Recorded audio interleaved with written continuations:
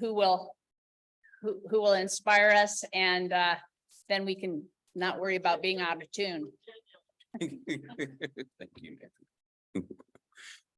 Oh, say, can you see by the dawn's early light what so proudly we hailed at the twilight's last gleaming, whose broad stripes and bright stars through the perilous fight o'er the ramparts we watched were so gallantly streaming, and the rocket's red glare, the bombs bursting in air, gave proof through the night that our flag was still there.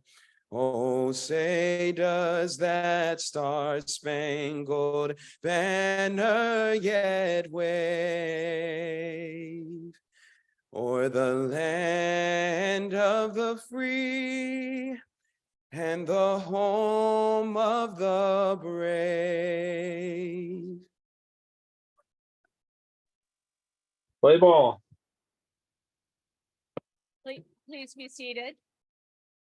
Now we normally will have an inspiration at this time, and we'll have an inspiration of a slightly different nature in that it will be a memorial honoring past President Eric Bremner, and we'll have Nancy Osborne come up, and then after Nancy finishes her sharing, we'll have Joe Phillips introduce our newest member to our club. Thank you.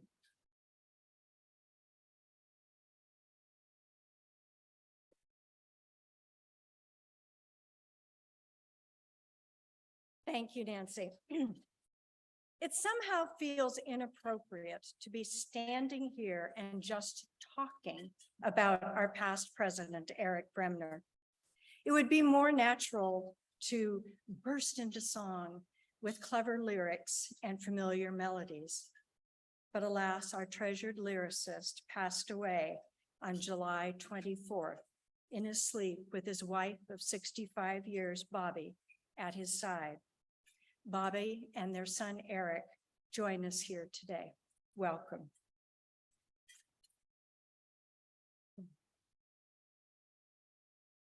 There will be a memorial service on Wednesday, August 9th at 2 p.m. at Epiphany Parish in Madrona.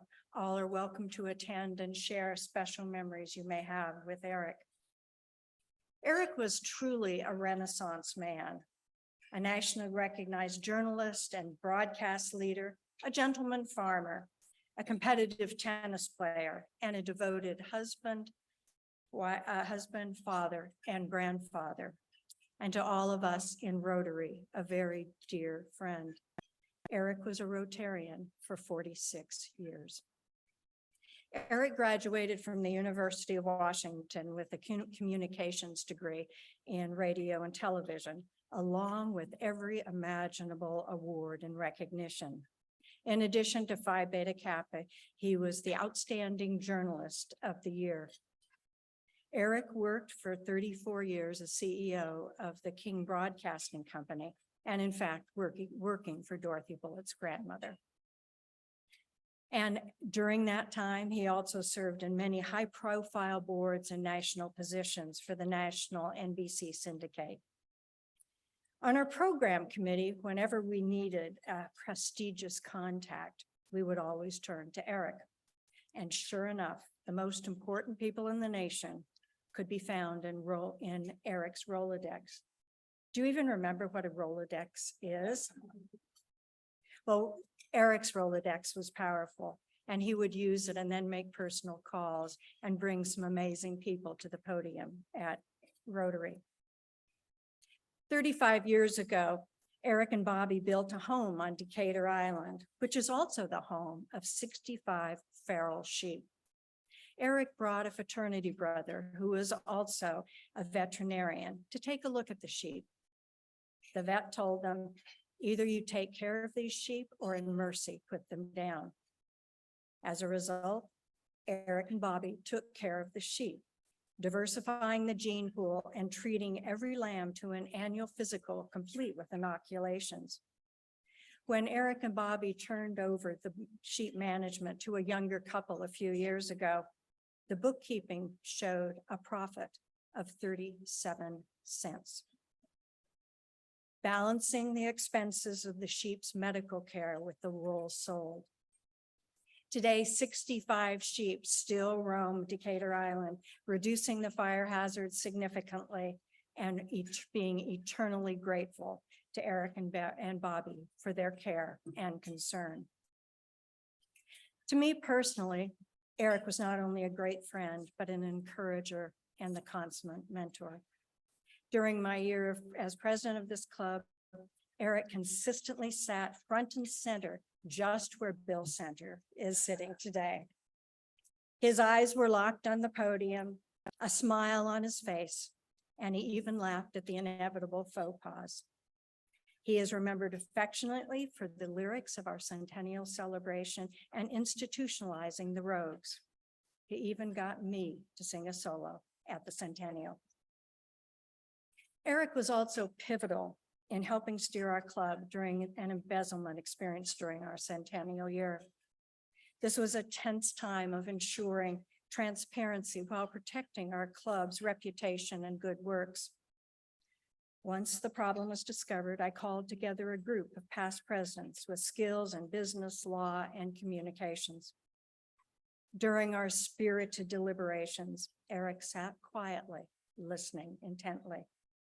At the end, he said, well, now that the lawyers have exhausted all the arguments and developed a template of what we should do, which I might add, no one could possibly understand, I will take these words and develop a press statement. You'll have it later this afternoon. From all the positioning and all the complicated arguments, Eric did create a press statement, a statement that was printed and recited verbatim without a single edit by all the major news outlets. And I'm sure there were many journalists trying hard to edit his statement, but Eric's words were impenetrable, a true testament to his outstanding journalism skills. Eric was the kindest person I have ever known. In memory of Eric, I would like to ask each and every one of you to become a better friend to someone, to recognize someone with potential and not only encourage them, but walk alongside them on their journey. Eric's wit and wisdom, and of course the lyrics to his songs, will live on, but his presence will be forever missed. Please join me in a moment of silence for our lyricist, to our mentor, and to, above all, a great friend.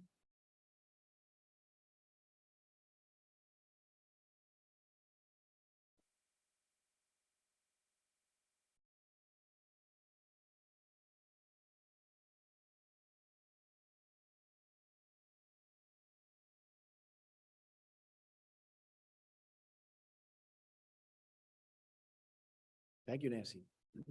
Well, this afternoon it is my honor to introduce our newest member, Maddie Vonoff. Maddie is Policy Advocacy Manager for the Committee for Children, whose mission is to boost child safety and well-being. Maddie grew up in Vancouver, Washington, and went to Western Washington University, where she majored in psychology and French. While at Western, she did a semester abroad program in rural Kenya, where she volunteered at a high school and health clinic while learning about international development issues and initiatives. Through this experience, she developed a passion for public policy and advocacy. While her public policy work started with economic development, since then it has ranged across a variety of critical issues. When she graduated from Western, she worked as an intern at the World Affairs Council. Then she worked as a legislative aide for the ACLU, and then for alternatives to the death penalty initiative in Washington. Next, she worked for Bono's One campaign, an effort to fight poverty and disease globally, serving for 6 years as their Western regional manager, organizing volunteers and turning them into advocates. 20 months ago, she joined the Committee for Children, where she is an advocate for improved child welfare in the US and overseas. When Maddie is not advocating on behalf of others, she likes to scuba dive and to travel. Her next trip is to Belize, and she says that so far, the coolest place she has traveled to is Egypt. In May, Maddie graduated from Syracuse University with her master's in public affairs. So belated congratulations to our graduate, right? She's planning to allocate all that time she spent studying to participating in Rotary to improve her ties to the Seattle community. So please join me in welcoming our newest member, Maddie Vanoff.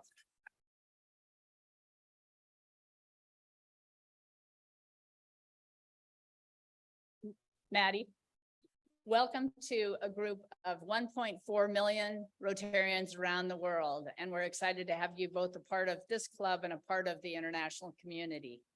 Thank you so much, Joe, for your great introduction of Maddie. I look forward to getting to know you and getting to use all of those extra hours that she now has to further our club's activities. Thank you. We have many guests with us here today. When I introduce you, please stand and remain standing until I complete the list so we can then give you all one good Rotary welcome. First, our guests from the Navy. We have Carrier Strike Group 11 people in our midst and led by Rear Admiral Jennifer Kuchar. Her husband, Rich Kuchar, is here. They do get their own special, the rest you can hold applause for. Thank you. We have Lieutenant Morgan Stam. We have Commander Master Chief Petty Officer Jeremiah Haller. We have our music experts. We have MU2, Jeremy Killeen. And then the three musicians that led us were MU3, Jeremy Sauer, MU3, Dino San Pedro, and MU3, Jesse Noon, who was our singer. So we are grateful for that group. And then we have a retired naval submariner who is a guest of Jeff Park. His name is Greg Poser, and we're hoping that he will become a member of our club. So let's give applause to the Navy, and then I switch to the other guests.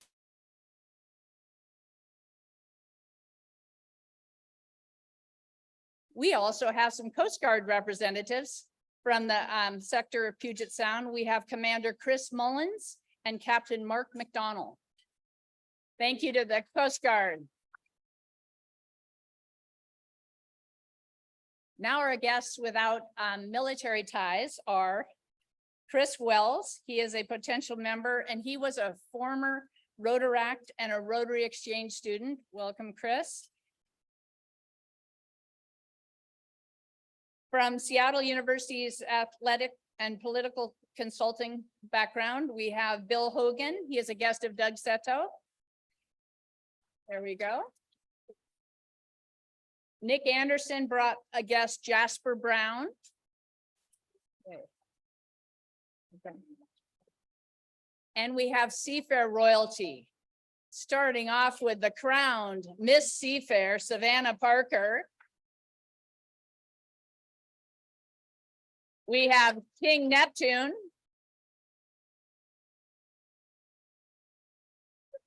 Yes. And Queen Alcyon. Welcome.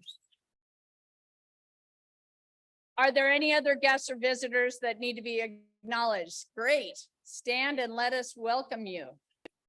Yes, stand. Awesome. All right. Wonderful. Sounds grateful. So we have a short program and a long program today. The short program will be on Seafair, and we are privileged to be joined by Eric Corning, who is the president and CEO of Seafair. Eric used his speech and communication degree from the University of Washington to propel him into a career producing high-profile public events for Seattle and the greater Puget Sound region. His time with Seafair has spanned two major roles as he served as the Chief Operating Officer for Seafair from 2005 to 2014, during which he oversaw 30 community events and 11 major events each year. He wore a diverse set of hats, including event producer, director of operations, interim sponsorship director, and he had responsibilities for budget management, business development, management of staff and volunteers, and oversight of all festival events and programs. Eric then used his amazing talents beginning in 2015 to serve as the vice president of productions for the 2018 Special Olympics USA Games that were held here in Seattle. The 3-year project was complex and involved a $16.5 million budget. There were 15,000 volunteers, including many from our club that volunteered to work with some of the athletes, and 40 full-time staff. After the success of the 2018 games, Eric found his way back to Seafair, now in his president and CEO roles. He's produced more than 20 Seafair festivals, including the 4th of July fireworks show, the Torchlight Parade, and Seafair Weekend featuring the U.S. Navy Blue Angels.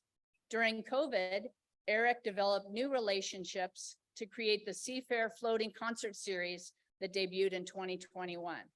He was not going to let COVID slow down the Seafair magic, and we are so grateful for that. So Eric, please come update us on the 2023 version of Seafair.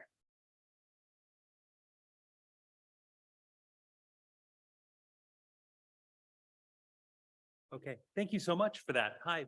We're so excited, like this is the time things are actually happening. Like at 1:30 this afternoon, we should hear Blue Angels overhead coming into land at Boeing Field. So speaking of Blue Angels, this year, something really special has happened.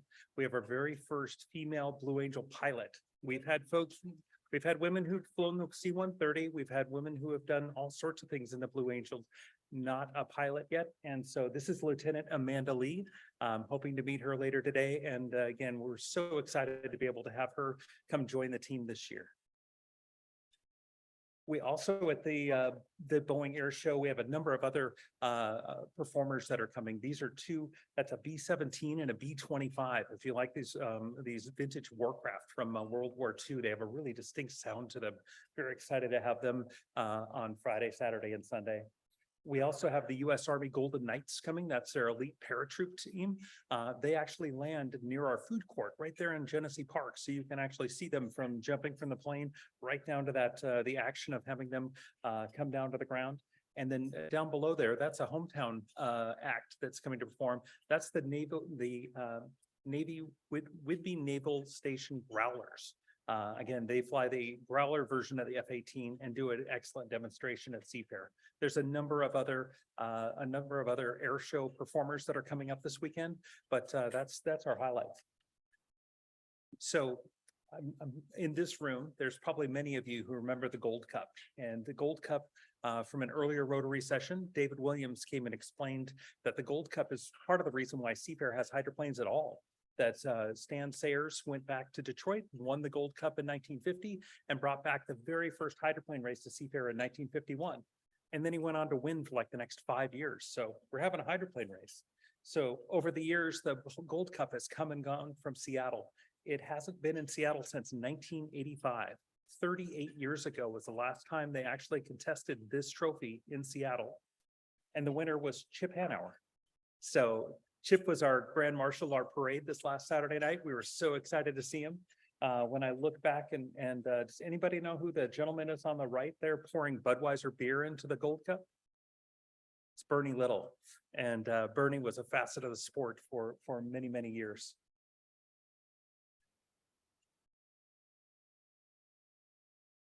Oh, there's some audio that goes with this. Let me back it up.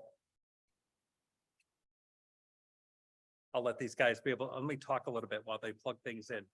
So so what's happening this week? Fleet Week began yesterday. There was a parade of ships with ships from the US Navy, the US Coast Guard, and the Canadian Navy, and our own Seattle Fire Department participated in that parade of ships around Elliott Bay. On Thursday, Friday, Saturday, and Sunday, down at Pier 46, we're gonna have all of those ships together in one place, which we haven't done for years because of just where can you park them all. And the Coast Guard has been a gracious host to be able to have us be able to park the Navy, the Coast Guard, and all of the 3 Canadian vessels that are coming. So we're really excited about them participating with us. And then Friday, Saturday, and Sunday this weekend is Seafair weekend, where we have the hydroplane races, the Gold Cup, which I'll speak about a little bit more here, the Blue Angels and the Seafair Air Show, and then everything that's happening down on the Seafair event site. So that Seafair event site has again, another thing that hasn't happened in years, we have 3 military rock bands that are gonna come. The US Army out of JBLM, the Navy Rock Band, which is these gentlemen were a part of, as well as the US Marine Corps is bringing out their rock band. And we usually don't see them about once every 10 years. So we're really fortunate to be able to have that amount of talent. I mean, this is what these guys do professionally, be able to go play all over the world, and they're coming to Seafair. So no matter what day you'll come, they are playing at some time in the afternoon on that stage.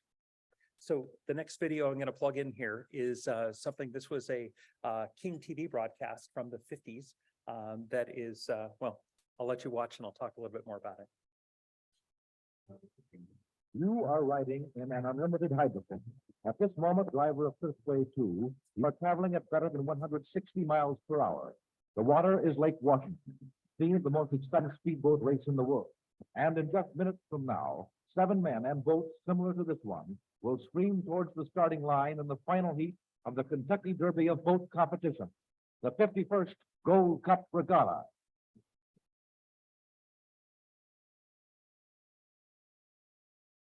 Good afternoon. Through the nationwide facilities of the ABC television network, you're about to see the climax to an exciting afternoon of hydroplane racing, the deciding heat of the 1958 Gold Cup.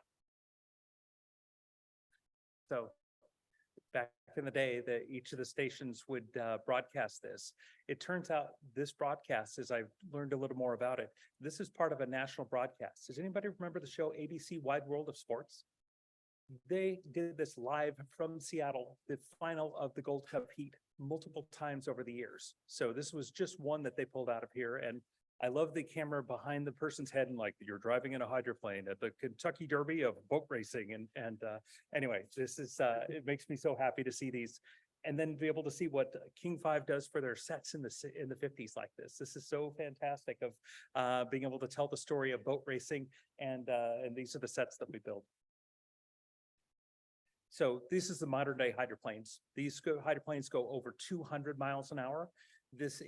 We are the last stop on their tour this year. So competing for the Gold Cup is one of the highest things for them to be able to compete for, but they're also competing for the national champion. And that's going to come down to our race this weekend.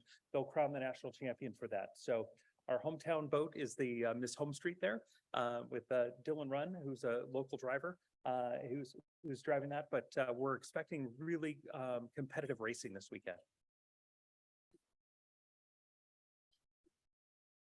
Okay, this is my moment for a pro tip. Okay, how do you do Seafair? Because, you know, there's a couple different ways to be able to do this. If I'm going to go with my number one way to be able to do Seafair far and away, like number one, know somebody with a boat that's on the logboat. I don't know how to boat, but know somebody with a boat on the logboat. Fantastic way. It's a great party out there all weekend long. If you don't know the person with the boat, we've made it really easy to come to Seafair now. You can go to, you just hop on the light rail, get off Columbia City Station.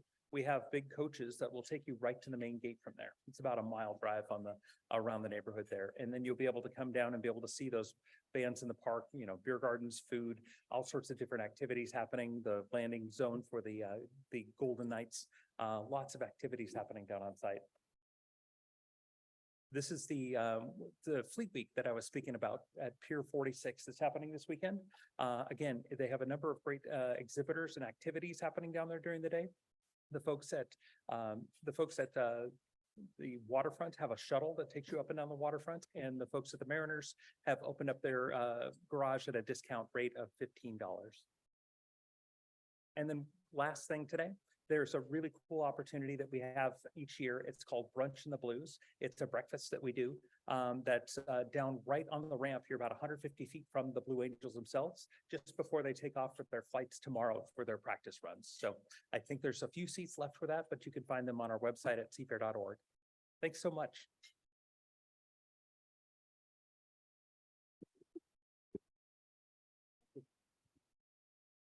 Good afternoon, Rotarians and guests.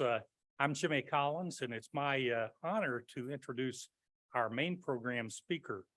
Rear Admiral Jennifer Couture was introduced a little earlier, but she began her time on this earth in Vineland, New Jersey. She spent a lot of time in the Navy on the East Coast. She and her husband, Rick, have seen multiple tours in the Norfolk area. This is their first time here in the Pacific Northwest, so we've keyed up great Chamber of Commerce weather, and Eric has told you about the crowds that we're going to have, so we're delighted that you're here with us. She's the Carrier Strike Group 11 commander, and a Carrier Strike Group is intended to have typically 6 or more ships under command when they're underway, and as she said to me, typically we show up and the combatant commander has got some other ideas. So there'll be more, or she might lose some of those, but she joined the Nimitz, the carrier that recently returned from deployment. And her first experience was landing with a tail hook. She had gone to Japan and then met her crew as they were underway and sailed the ship back here. She's got some great stories that she could tell you, but there are 2 key takeaways that I want to prepare you for. One is this week, take the opportunity to meet people that are sailors, coasties, and other members of our services. You'll be convinced, as I am, that this is a great opportunity for young people. And so you, in your role as influencer in the community, have an opportunity to help point them that way.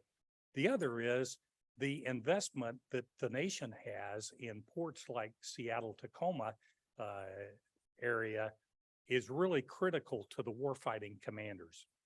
And so this infrastructure doesn't just continue if you have the opportunity to influence young people to become pipe fitters and do other work in the infrastructure here in the area. That will help prepare your Navy and the other services to do their job. Without further ado, Admiral Couture.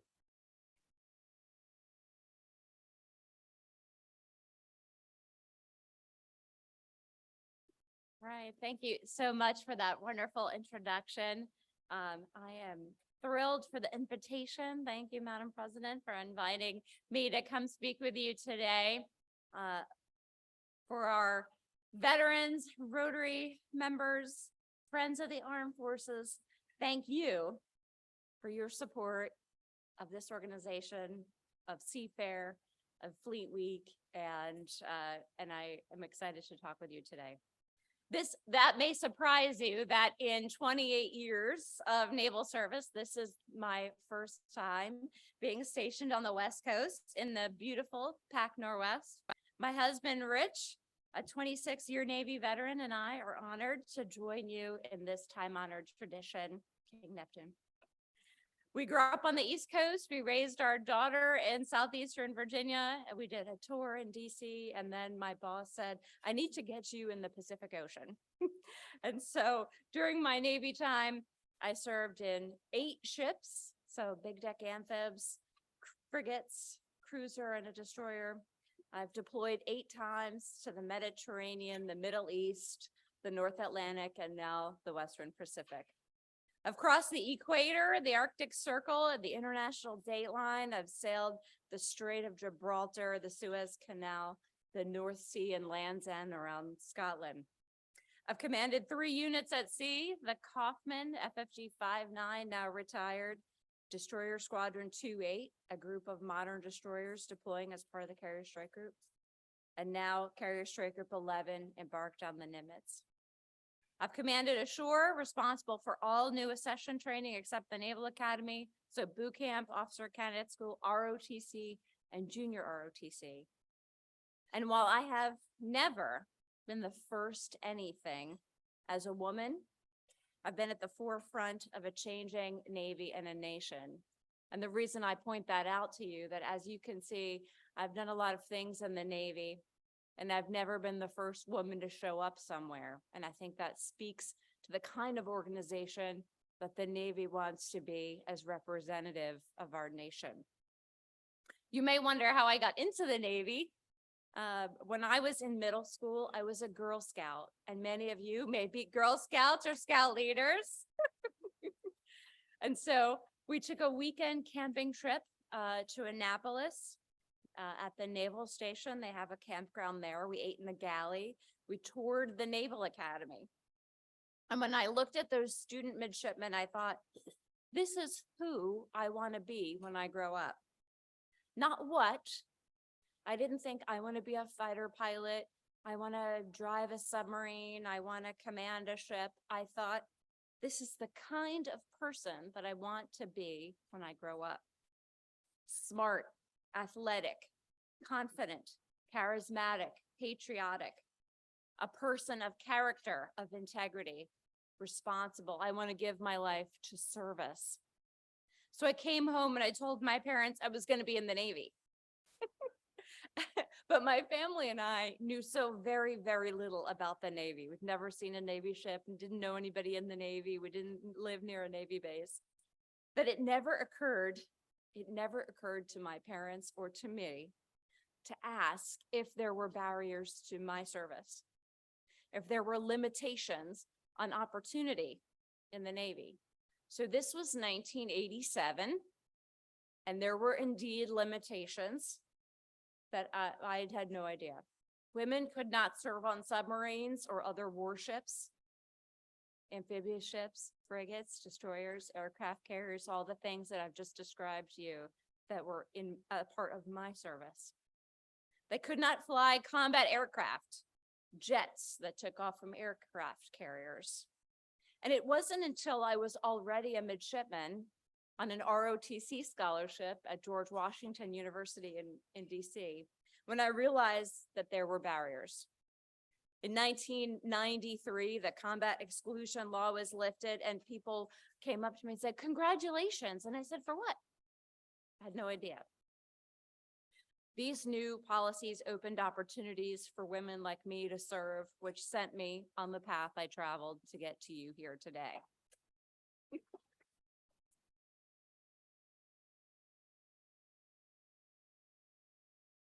Every woman wearing stars has a similar story to tell, where they were when barriers to opportunity were lifted. While there are not a lot of us in the position that I am in fact, I am number 5. I'm the 5th woman to serve as a strike group commander. There are many more behind me, commanding ships in the Arabian Sea today, protecting international shipping, flying jets in the Blue Angels for you this weekend, and preparing to command submarines. It takes 30 years to gain 30 years of experience and momentum, and for the Navy to now be in a position to nominate a woman to serve as the service chief.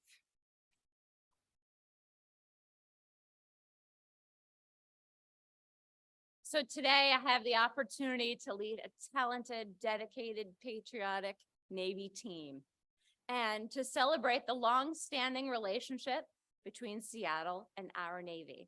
So a little bit about your Navy here in the greater Seattle area. First, the Nimitz Carrier Strike Group 11, the team that I lead, embarked on the aircraft carrier Nimitz CVN 68, first of its class, homeported in Bremerton. Together, our air wing, including squadrons in Whidbey Island and a destroyer squadron of modern ships headquartered at Everett. We recently returned from the Indo-Pacific. Modern ship and aircraft configurations, extensive training, and rigorous material readiness that happens right here in the greater Seattle area ensures our rapid response to any area of operations around the globe. Why? Why is it important to you to have a modern Navy that deploys all the time? The United States has always been a maritime nation. The seas remain the lifeblood of our economy, prosperity, national security, and our way of life. American sea power, combined with the dedication of and to our allies and partners, as you've seen with our Canadian partners here this week, has guaranteed our freedom of navigation, maintained peace, and fostered a rules-based, grounded in fair trade and opportunity for all nations since 1945. Maintaining the world's best Navy is a national investment in the security and prosperity of the United States and stability in our world. Since our nation's founding through peace and war and every challenge in between, the U.S. Navy has stood the watch to protect America's economic vitality, support our allies and partners, deter conflict, and when called upon, win in combat. Preserving our nation's strategic interests on and across the seas is our Navy's mission. Operating forward, going on deployment, keeps the sea lanes open for communication and commerce, vital to a place like Seattle. It maintains the integrity of our undersea fiber optic cables, ensures unrestricted seaborne trade and unimpeded access to overseas markets. Seattle is obviously a great maritime city, so here's a few statistics you probably already know. More than 41 million US jobs, 26%, are tied directly or indirectly to global trade, according to the US Chamber of Commerce and the Bureau of Labor Statistics. 26% of US manufacturing jobs depend on exports across the sea. More than 20% of all US agricultural products are exported. And as I drove across Washington to arrive here, I was astounded by the spectacular agriculture of your state. The maritime system and security are not assured. There are governments who are actively challenging this system. And these countries have been massively expanding their military. First, Russian aggression in Europe, violating the territorial integrity of Ukraine. They claim to shut down the Black Sea for trade, once again, stopping grain exports via ships from port cities such as Odessa to countries around the world, threatening food security for millions and millions of people. Just yesterday, they bombed a port city with grain, ready to take it across the world. In the South China Sea, the People's Republic of China has massively expanded their navy. They challenge territory claimed by our partners and allies in the Pacific and want to be included in treaties to claim resources in the Arctic as more of that water becomes navigable. China now has the largest navy in the world. Aircraft, ships, submarines, missiles of all types, including nuclear. And both of these governments have been regularly and publicly talking about remaking the world order so they dominate others. You should ask why, to what end? So indeed, it is imperative that our Navy remains prepared, ready, and vigilant to respond in support of our nation's interests in an increasingly dangerous and uncertain environment. So you're probably asking, what can I do? You can help strengthen our Navy. Many of you likely already support the maritime industry here in Seattle. And as we discussed earlier, if you can think of a nation that has a vibrant repair and maintenance infrastructure for our Navy, that starts here in Seattle. We have ships right here in the shipyards that are getting ready to go on deployment. Young people who are going to school to learn the trades have an important role to play in our national security. Welders, pipe fitters, electricians. During Seafair, I asked you to go meet our sailors, to share our Navy story with others in your community, to let the young people in your life know that Navy service may be challenging, but it is vitally important. And it is a place where top talent gains world-class cyber and electronics training, mechanical training, possesses tremendous opportunities to build leadership skills on day one that they need to excel in all sectors of our community, where they are respected and valued, and where they can become the person they always wanted to be. And now we've come full circle.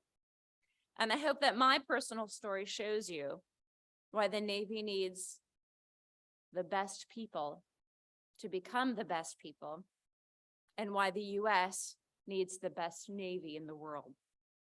The people who serve our Navy today, just like some of you who have served, will continue to serve in our communities and our nation, invaluably following their time in uniform as well.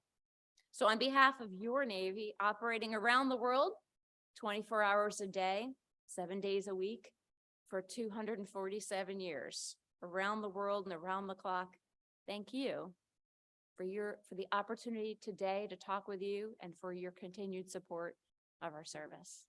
Thank you.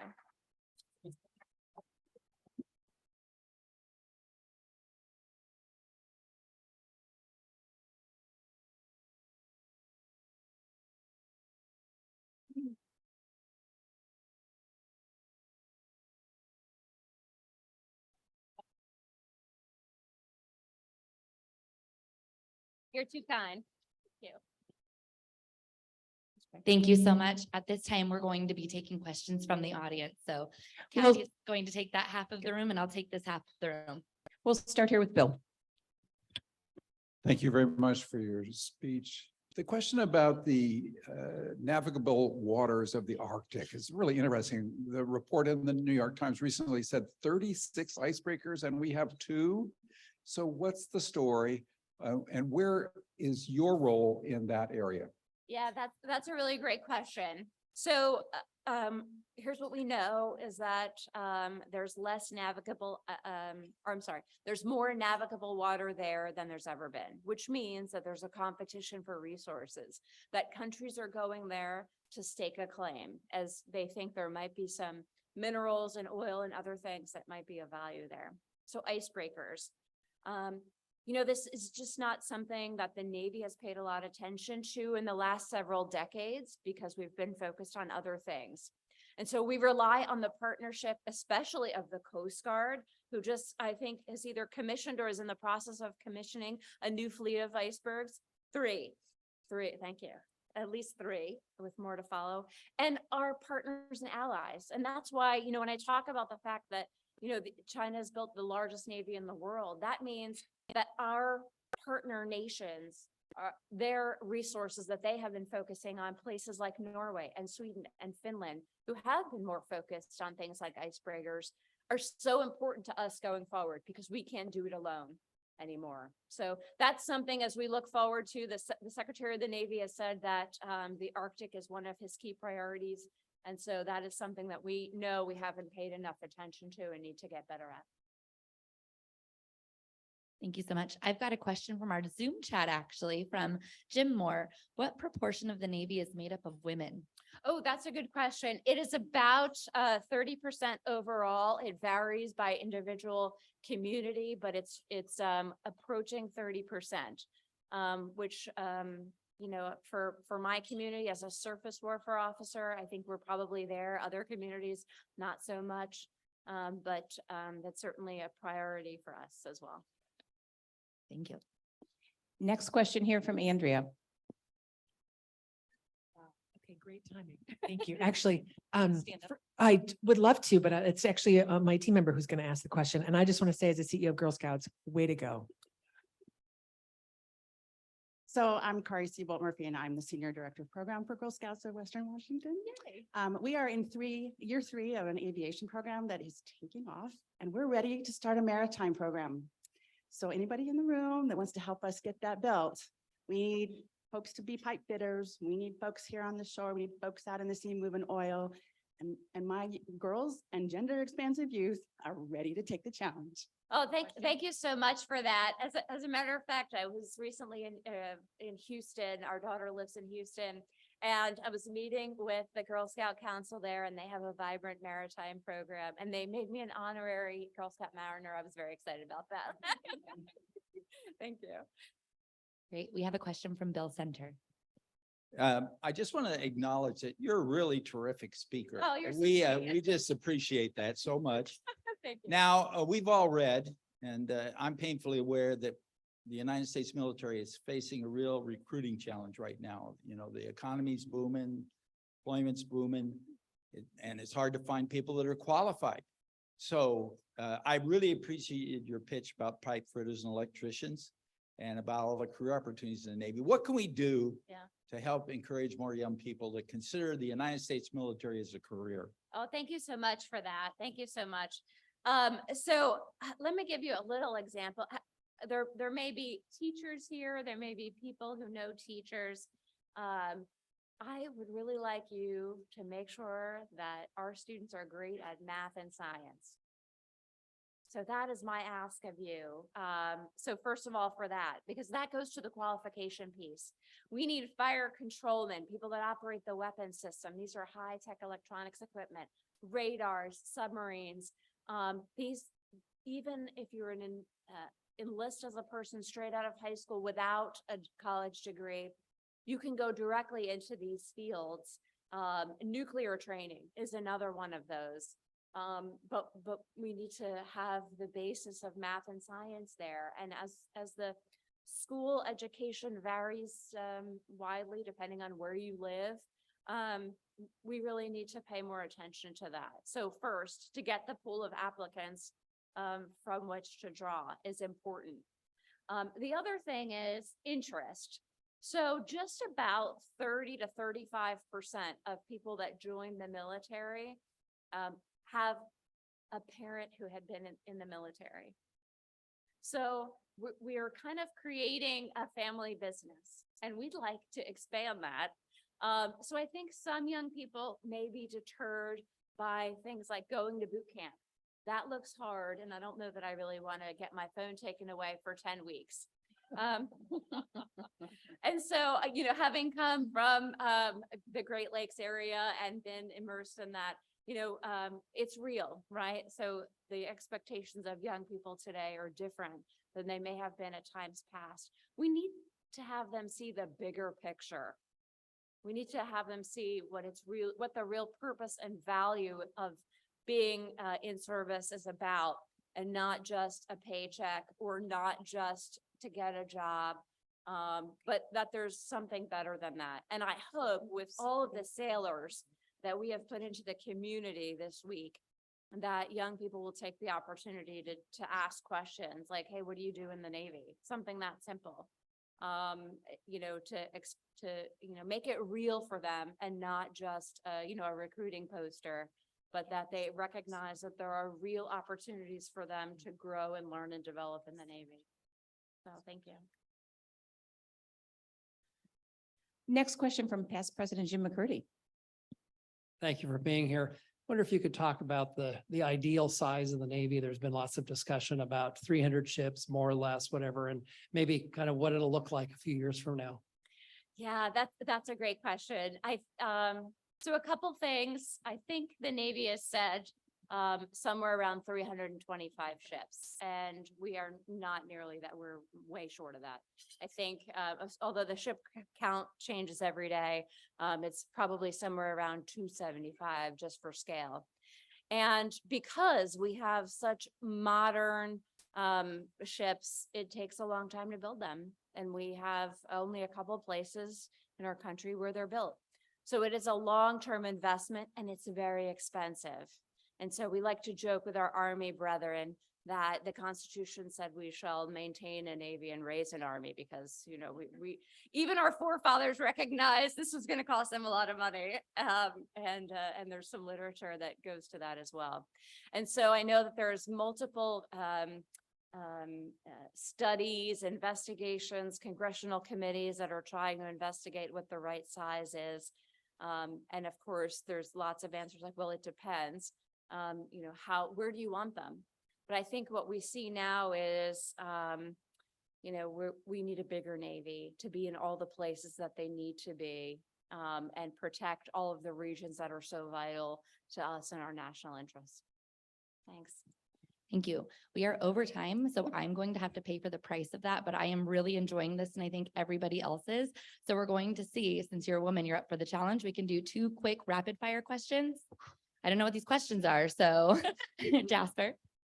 I'm Jasper. I'm an intern for Nick Anderson right over here. And I have, first of all, an answer to Bill's question. I'm a high school student myself. And what makes me consider joining the military is the college aspect largely. Like I would love to have college paid for, but I would love to know a little more about that. And do I have to serve before I do that?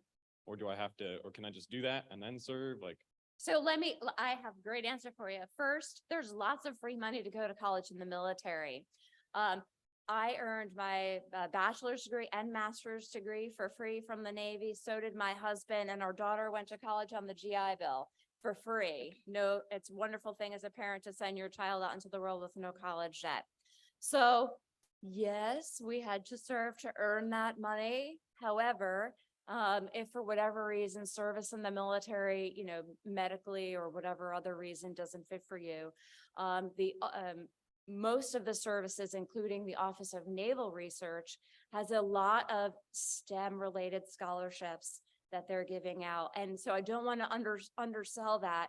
There are lots of opportunities to serve your country in the US government in other areas and not just in uniform to support all of the things that we are doing. So if you decide that that's not a place for you, you can still serve the Navy by designing the next warship at the Office of Naval Research.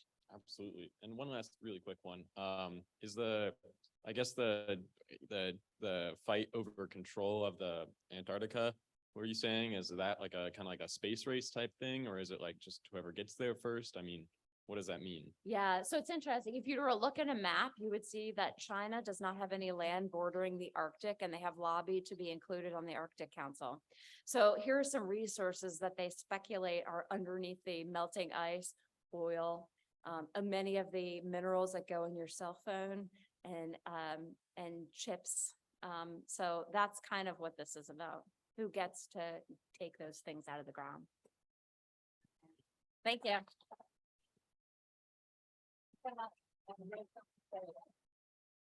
So we have a little gift from our club. Thank you so much for your service. What we're sharing with you in your honor today is we are making a donation to Harvest Against Hunger. 600 portions of nutrient-rich food is going to be donated in your name in recognition of your time with us today. And then we also give you a gift certificate to come back here again to one of our meetings and bring a guest. And just saying, there are a lot of former admirals that have really enjoyed their time in our club as Rotarians. So if that happened to be something you consider, we'd love to have you. Thank you so Thank you very much.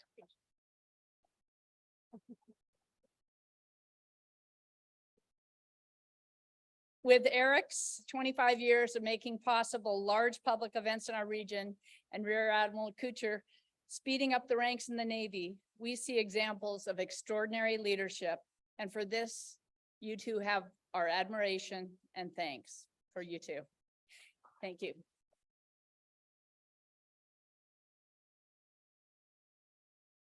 There's some people out of order here. I'm sorry, who are you? I'm sorry? Well, you're not on my agenda. No, I understand that. I'm going to introduce the Royal Court. Oh, Granted, he's a tough act to follow, so that's so not going to work for me, but it's okay. is it true? Is it kind? Is it, I would like to introduce the Royal Court for Seafair this year, if I may. yes. Starting on my right, your left, Miss Seafair, Savannah Parker. Queen Elsion, she's a world-renowned chef. It's Christy Brown.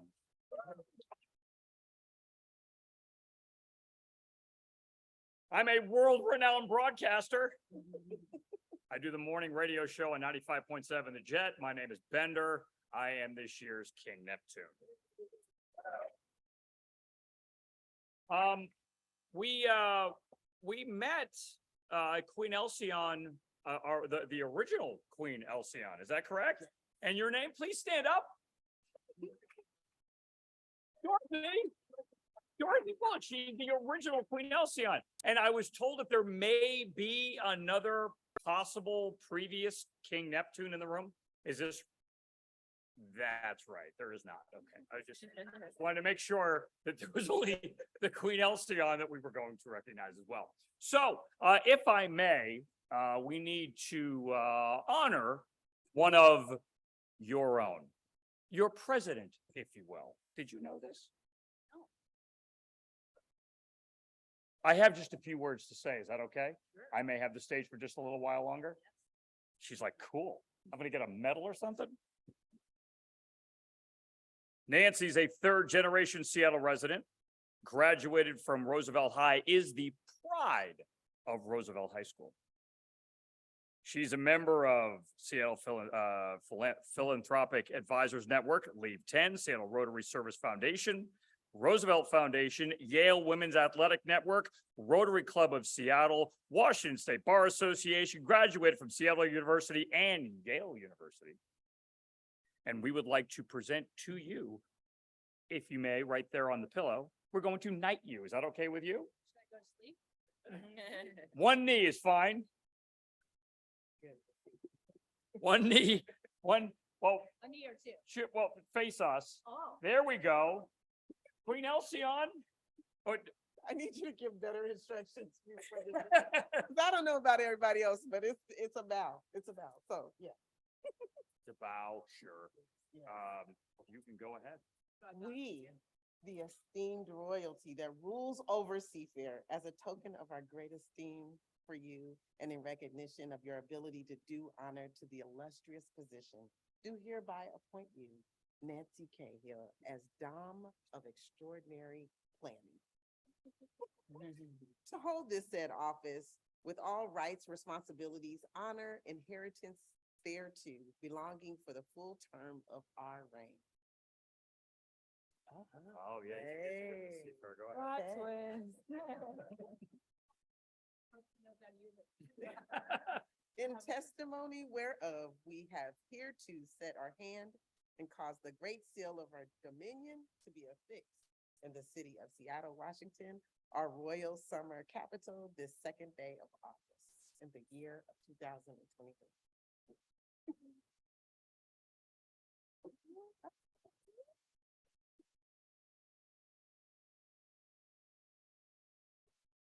Go, give it up for Nancy. There you go. There is that. You're very welcome. Oh, now be honest, of all of the accolades that I have read and all of everything that you have done over your entire life, and here you are presiding over everything here, this is the coolest thing ever, right? Right. That's right. It's gonna be the top of my list. Yes, on your resume. My bio will just say. Congratulations. Oh, thank you. You're so very, much. you're very welcome. Thank you. It's a good way to shorten a resume too, if I just, mention this. So in closing, let's use the inspiration of the efforts described of what Eric has done and Rear Admiral Kuchar has done, just to think a little bit about we can have an impact on whatever position or role we are placed in, whether it's a job or a volunteer role. As John Quincy Adams once said, if your actions inspire others to dream a bit more, to learn a bit more, to do a bit more, or become a bit more, you are a leader. We are adjourned.